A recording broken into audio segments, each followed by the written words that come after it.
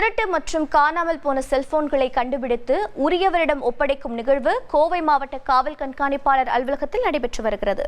இது பற்றிய கூடுதல் தகவலை செய்தியாளர் கார்த்திக் வழங்கிட கேட்கலாம். கார்த்திக் வணக்கம். இந்த செய்தி தொடர்பான மேலும் விவரங்கள் என்னென்ன?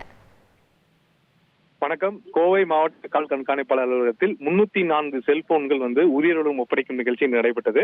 மாவட்ட காவல் கண்காணிப்பாளர் கார்த்திகேயன் இந்த செல்போன்களை வழங்கினார்.